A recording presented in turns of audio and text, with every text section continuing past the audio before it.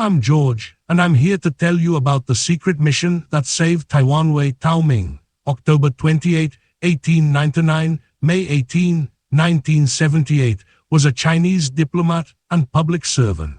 He was the Republic of China's ambassador to the United States during the Second World War and foreign minister during the years when the People's Republic of China sought to oust the ROC from the United Nations. He was also civilian governor of Taiwan Province, 1947-1949, replacing Governor General Chen Yi. Wei enlisted United States of America, helped to support Taiwan, and oppose the Chinese Communists.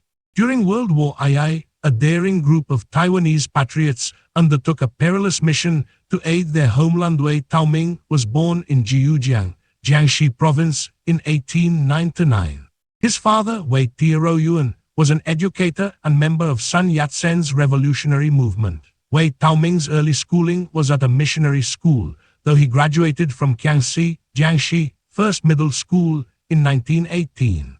He then studied French in Beijing for a year before moving to France in 1919. He obtained his doctorate in law from the University of Paris in 1926 and returned to China to pursue a legal career in Shanghai. He was married to Zheng Yuxiu, the first female lawyer and judge in Chinese history. She earned her doctoral degree in law at the Sorbonne in France and was the first Chinese person to practice law at the French extraterritorial courts in Shanghai. Zheng was also one of the revolutionaries involved in the attempted assassination of military official and politician Yuan Shikai, commonly reviled in Chinese history for taking advantage of both the Qing imperial court and the Republicans. She advocated women having their own voices and choices in marriage and wrote it into the Republic of China's law. Her autobiography, My Revolutionary Years, 1944, was published while her husband was ambassador to the United States and is revered as one of the best first-hand accounts of modern Chinese history. He became involved with the Kuomintang. At the age of 29, Wei became president of the Judicial Yuan. From 1930 to 1931, Wei served as mayor of Special Municipality of Nanjing, then capital of the Republic of China. Wei was among the nationalist government insiders implicated in corruption during the 1942-1943 American dollar bond scandal. After the 1941 Japanese declaration of war against the United States and the United Kingdom, the two allies sought to support China in a concrete way despite logistical limitations following the loss of British Burma. The two countries loaned significant amounts of money to the nationalist government. The nationalist government decided to use USD $200 million to absorb excess FABI in an effort to curb inflation. In theory, Chinese purchasers would use FABI to buy bonds at the official exchange rate and be paid in dollars when the bonds were redeemed following victory over Japan.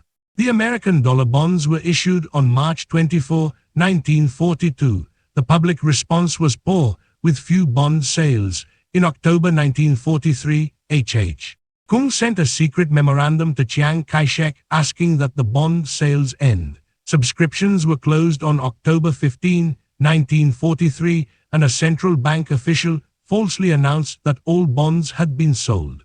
Secretly, insiders then purchased the remaining bonds using currency acquired on the black market. The result was a windfall for nationalist government insiders, including Wei, Kung, Long Yan, members of the Sung family, and others. As ambassador to the United States from September 1942 to 1946, Wei helped secure American material and military support for the Republic of China as it resisted Japanese invasion and communist insurgency. His public declarations were covered by the New York Times, and he accompanied Sung Mei-ling during her visits to Washington, D.C., and New York. He resigned from his post in October 1945, citing personal reasons, and was succeeded by Wellington Koo, then ambassador to the court of St. James. Wei's wife Zheng Yuxiu christened the SS China Victory in 1944. The ceremony had both an ancient Chinese invocation to the sea gods and the traditional American tradition of a bottle of champagne breaking. The The matron of honor at the launching was Mrs. T. Kelvin Chang, wife of the Chinese consul at Los Angeles. SS China Victory was the first of a long line of Victory ships to leave the Cowship building.